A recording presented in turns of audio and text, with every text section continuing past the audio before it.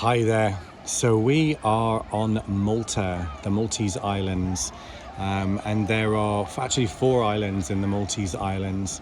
I can't remember the name of the fourth one, but there is Malta, Gozo, and Comino. And I've been very familiar with the Maltese Islands. I lived here for a short while, and there was always something special about the islands that drew me here and made me feel at home. And I can never really fully pinpoint what it was, but energetically it has something very, very special here.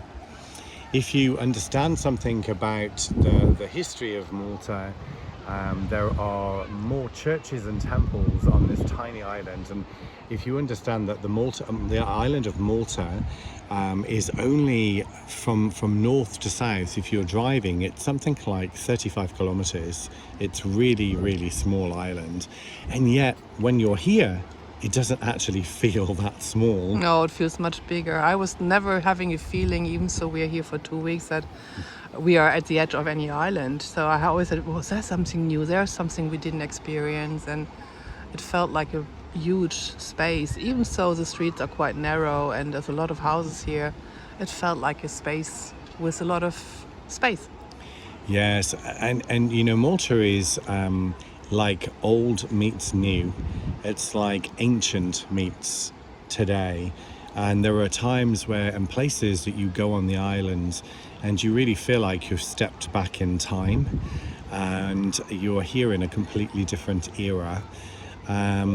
Some of the cities, like Mdina and Valletta, they have these just wonderful narrow streets and these beautiful buildings, and that you really just see kind of the history of the islands, and not just the more recent history. The ancient history of Malta is really quite something. I've channeled information a number of times since I've been here and there, and met up with a German professor who has done so much research on Malta's connection to Atlantis.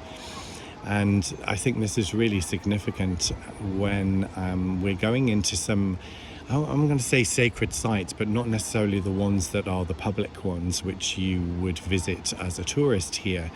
There are secret places that only someone who lives here knows where they are, and we were very fortunate to connect with people who took us to those places. Some were all existing friends of mine and new friends that we've met since we've been here, and we'll talk a little bit more about that later on in the video. But some of these places, the energies and the connections to Atlantis are really, really strong. And some of the ceremonial stuff that the Atlanteans used to do, and some of it is about soul memory for us. It's like remembering, oh, I was here and I took part in this ceremony, or you know, in this sacred situation. So it really has been a little bit like a homecoming in some ways. I've never been to Malta before, and I was a little bit overwhelmed with all the spaces and all the energy that I felt here, and I have to say, I think we have to come back.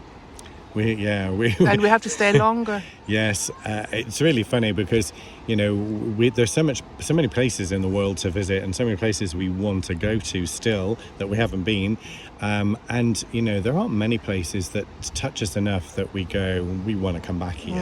Right. And Malta and Gozo are definitely one of them. Yeah, but we heard people, as normal people, tourist people, they had different experiences because they go to touristy areas and they meet other people, and so obviously, Merlin, this has to do with something that must be there around us, something invisible we can't see, because wherever we went, and we wanted to have time for ourselves these 2 weeks, and you know, the goal was to relax for us and having time for ourselves, but actually none of that happened, because we were kind of if you have a talking stick, you know, this talking stick that goes around in a circle, and we felt like this talking stick we were the talking sticks, and we were handed around the 2 islands, and meeting people wherever we were, even if we were sitting on the beach or in a restaurant or whatever, we had people next to us that wanted to talk to us, introducing us to the next marvelous, special,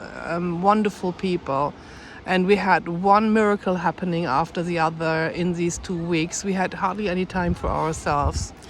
It was just a miracle, wasn't it? It really was. I mean, this is one of the times where you really go, I surrender to the will of my higher self to just create miracles for me.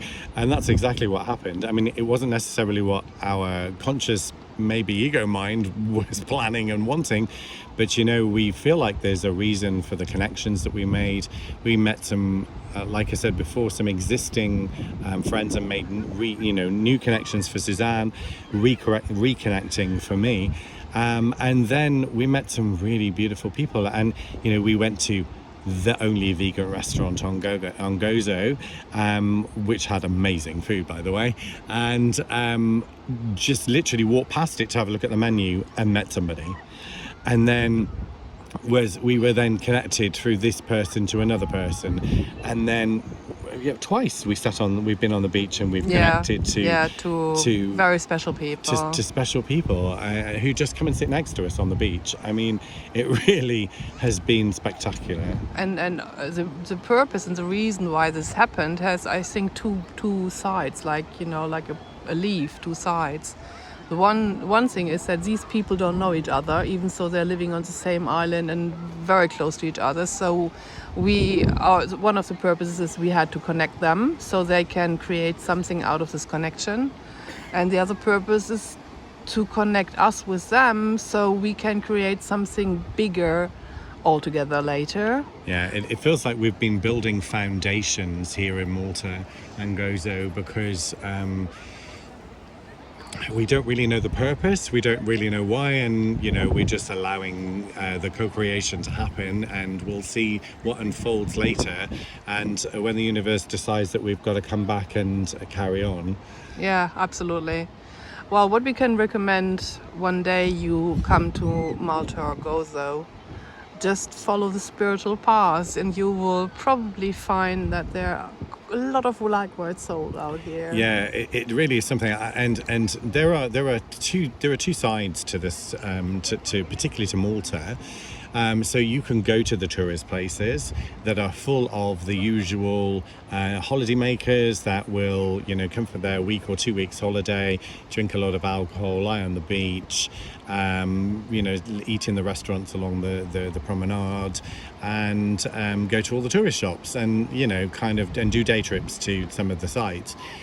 And then there's a completely different side to Malta, which is the side where you go to see the real Malta. You meet some really beautiful natives. The Maltese people are really very lovely, and actually discover that there's also an awful lot of people from other countries who are very drawn to the islands, and who are also living here. And we have met such a mix of people from different nationalities and different backgrounds, who are all on this very beautiful spiritual path, and who are fully aware of how things are in the world, and how important it is for us to be in our power and to shine our divine light.